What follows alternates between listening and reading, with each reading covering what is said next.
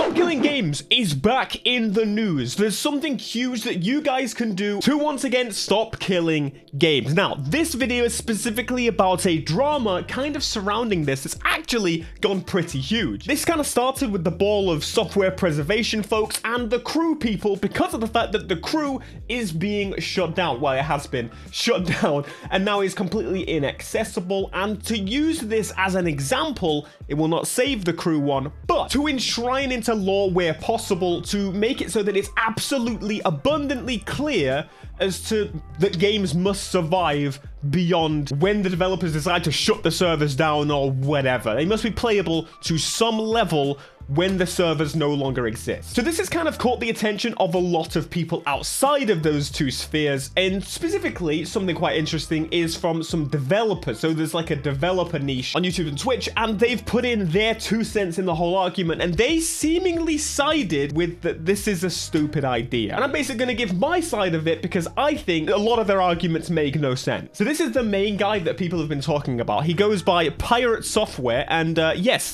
fun fact, he is for killing games. Yeah. But if you are in the EU, please do check this page out. We are not anymore.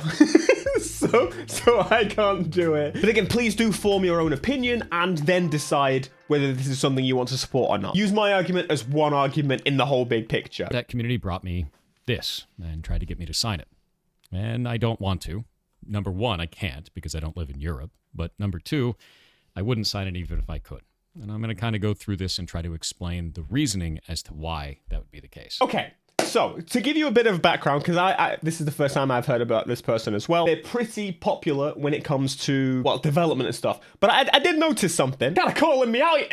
You want my attention? You got it, friend. What is an initiative? So an initiative is actually not law. It is something that you put together so you can put it up in front of representatives and they can start the conversation.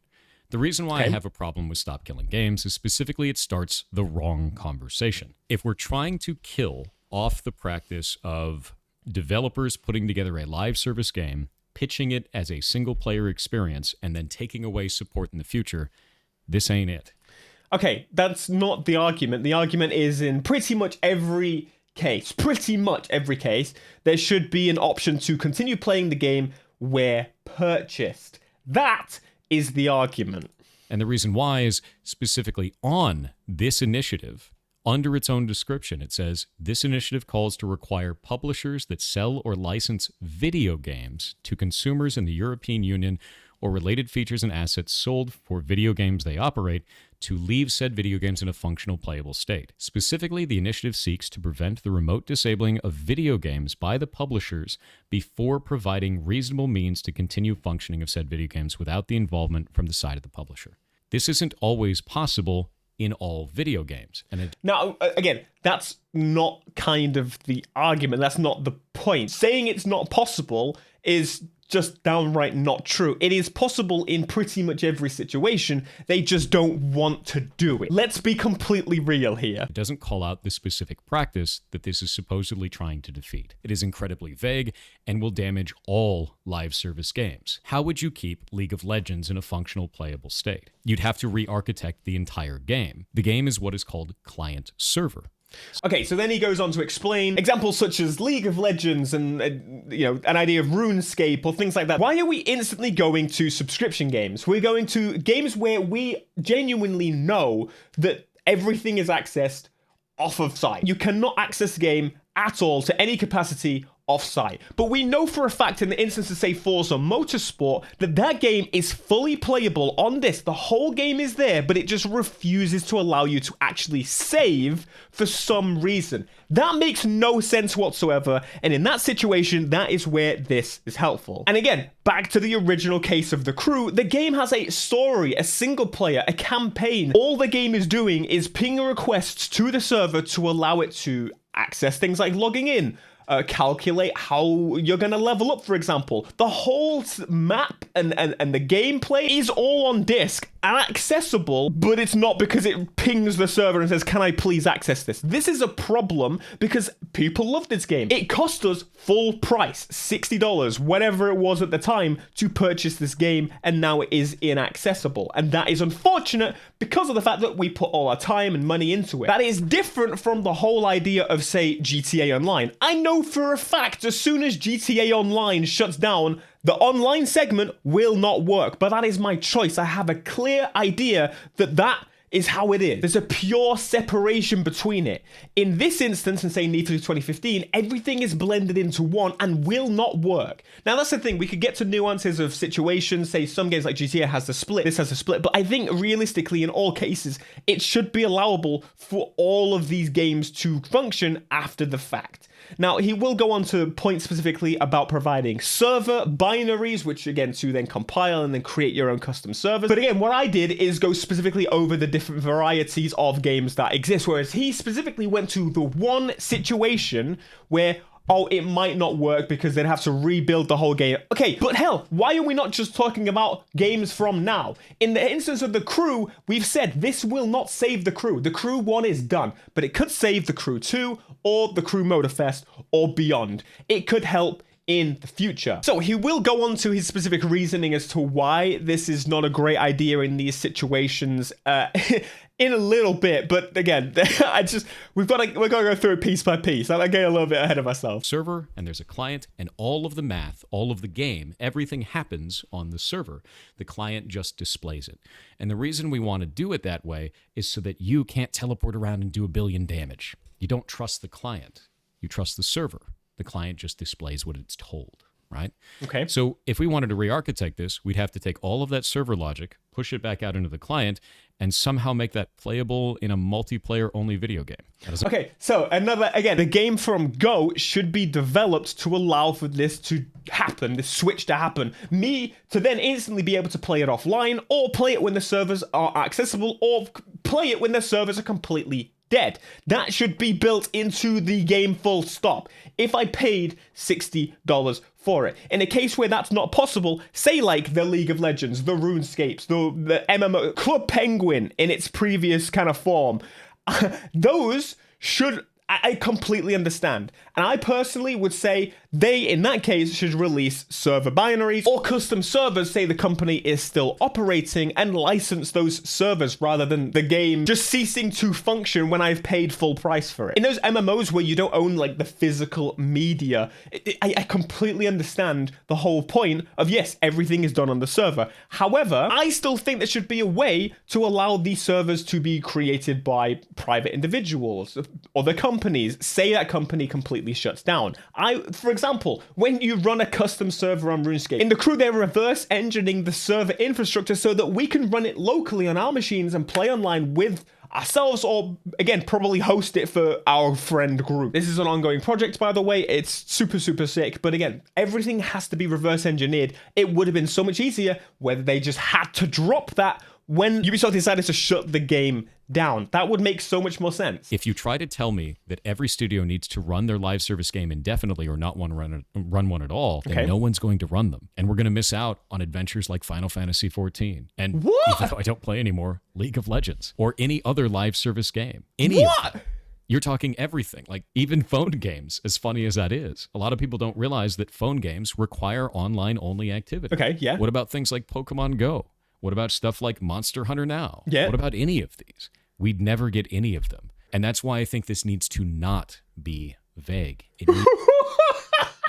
Okay, hear me out. This was the absolute wildest thing I've ever heard. He was suggesting that live service exists as a positive thing. It's a great thing. And honestly, it's a pretty cool thing because it means that games last longer. And ultimately, they get to make more money from the same product. In the developer side, it's kind of a win-win situation. We get more game, they get more money. But the suggestion that they will no longer develop live service games at all, ever again, because they have to provide the servers indefinitely, or because they would have to release the server binaries and allow us to compile and execute the servers ourselves or have custom servers, is one of the wildest takes I have ever heard in my life. You're telling me Rockstar Games, the continued behemoth, would refuse to support the game whatsoever, providing any content updates and asking for any microtransactions, and just release GTA 6 with just a single player, maybe a bare bones multiplayer like it did in GTA 4, for example. That would make no fucking sense whatsoever. Do you understand? As a developer, previous developer, by the way,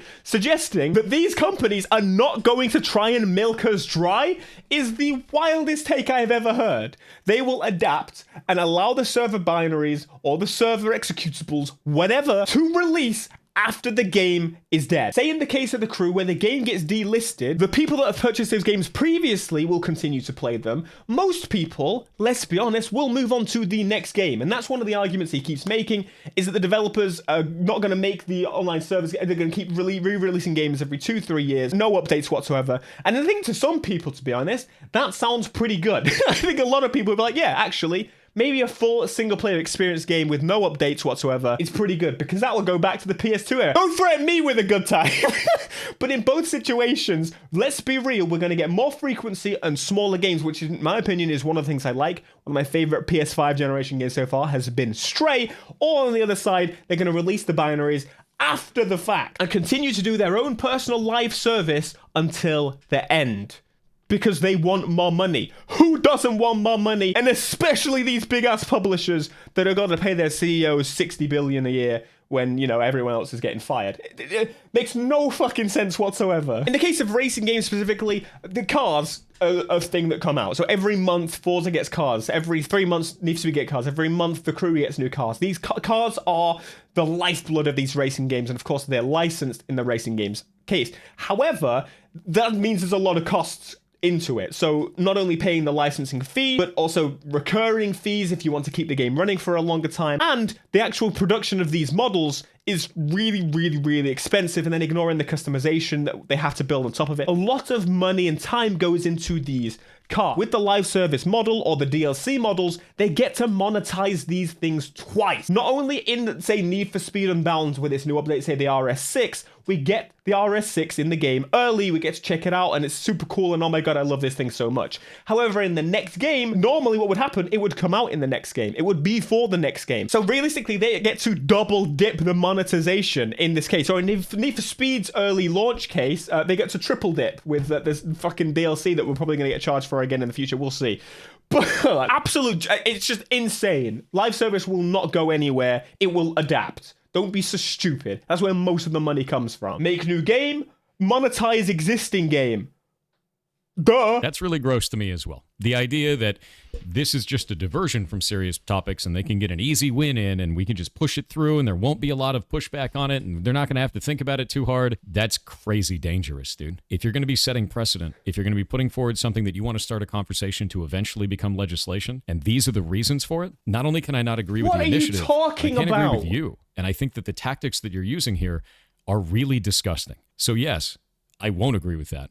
And I won't agree with Ross. There's no way around that. I think this is gross. To sum it all up, no, I will not be.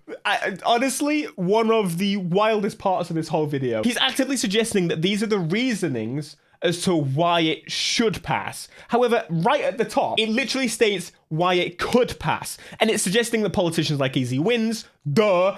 Suggesting that politicians don't care about video games, duh. Everything here makes sense. We're not suggesting the idea that this is why it should pass. We've explained the reasons why it should pass, because if I pay $60 for a game in a situation where I've genuinely got someone, look, Drive Club, that's accessible offline, thankfully, Drive Club VR. Oh look, The Crew, completely useless. Completely useless. Completely useless. Completely useless soon. I should be able to play these games in 20 years' time. If I whip out the PlayStation or hell on PC, I should be able to play it indefinitely until we switch to ARM. Then we'll have to translation layer it, and it might be a bit broken. But nonetheless, it should be in a playable situation if I pay $60 for this game. The argument is not this. This is why they think it could pass. Yes, it is a diversion from more serious topics. Yes, they could just go, oh, it's a video game thing, and we want them to shut up, let it pass. Genuinely, politicians are always looking for easy wins. That is literally the whole point. A lot of them are there. They want to look like the good guys. And hell, thanks to Europe, we've had a whole bunch of cool stuff like USB-C being mandatory. And in Europe, you can now sideload applications on Apple. They push for really good things, pro-consumer things. For this to be a situation with a European game, a French game nonetheless, this is realistically one of the best chances that people have got for something like this to be enshrined into law. I absolutely love the games that I play. I usually end up buying multiple copies of games. In a situation where now, for some reason, all of a sudden, Always Online is coming back with Forza Motorsport and coming again with Test Drive, I don't understand why we're doing a switch. That seems like such a 2015, 2017 situation. Why are we going back to this? And so we need to protect ourselves in any way possible, and I think this is a great initiative to do that. This is not the reasoning. Just stop. So this video, I don't even really want to dissect too much into, but this is a second video, by the way. This is Stop Killing Games 2. And this one goes into a little bit more detail saying, you know, he heard what people had suggested and said in the comments. The comments were mostly people saying, like, what are you talking about? He goes on to suggest that this is the servers. And then if you were to allow the creation of private servers from day one, there's going to be hacking and bots and issues of the nature to essentially ruin the game. Sure, fine, may somewhat agree with that. But throughout this video, he never suggests the instance where, for example, the game could release as is right now, no problem, live service continues to get updates, and then later down the line, that's when the server binaries could release. He doesn't entertain the idea that, yes, we too would hate the fact that, yes, bots and exploits and everything would take over the game if the server's code was released to the public. But it doesn't need to be at the same time. Oh, but what if the company just randomly shuts down? Then release it. Hell, most of these games are released, but with big publishers, release the damn stuff. Get it out there. Make it legal to do so, and someone that's actually passionate about the project will do that. And that's one thing we haven't even discussed this whole time, is that developers, they give a damn, and they would love their projects to live on forever. I know for a fact that there's people out there that have their games shut down that wish they could live on. And if they could live on to half the capacity, because, you know, you still can't purchase them, but, oh, here we go, we can actually play the games as intended until the end of time, then that's a great thing. Developers want that. It's the publishers that don't. Like, one of the arguments is that people could make money, monetize private servers, and then people would just not play on the official servers. Look, again, as I just explained, you can release them after the fact. And it's ignoring the fact that IP law doesn't just magically fucking disappear. If these companies wanted to shut down other people making money off of their IP, and hell, these car manufacturers, they could get a slice of the cake. And if in the end, if other people decided to keep running these servers and made money from them enough to sustain them, and then everyone else wanted a slice of that pie, they would come for that pie. If it's making significant money, they can either shut it down or make some of that money. The suggestion that all IP law just goes out the window makes no sense to me whatsoever. But either way, quite frankly, I do not care. I think, personally, that if you spend $60 on a game, then essentially you should own that for life. In a situation where there are a subscription model, say the RuneScapes, say the League of Legends, and things like that, I understand that situation's a little bit more because of the fact that we've got a client and we've got the server, and that is very different to the crew, because the crew should be playable. It just asks, rather than actually requiring a server. That was a system put in place realistically. Say in Test Drive, I think it's to avoid cheating or something. That's probably the excuse they would provide. The developers would want their game, their work, to live on. The publishers don't give a damn because it costs money. Let's shut it down. We should be able to use that thing whether solo or with private custom servers with a group of friends, for example. Bots and hacks and mods and can't ruin anything if you're playing on a private server with a couple of mates or a small community. But anyway, his whole suggestion is that live service games will cease to exist which again makes no sense whatsoever. And the companies will go back to $60 box products and you get what you're given. And again, I think in some situations, that is probably the route they should go. But it's not realistic if you genuinely think about it for more than 2 seconds. Is a developer or publisher going to scrap the whole live service business model because of the fact that they have to release the server binaries or make the game playable solo after the fact when they could make a new game and make it better? It requires games to make significant improvements upon it rather than releasing just absolute scrap and then fixing it later. It fixes a number of situations we have in the gaming industry right now. But you think they're gonna go for a payday like every day to every 3-4 years because they have to release the server binaries once the game is dead?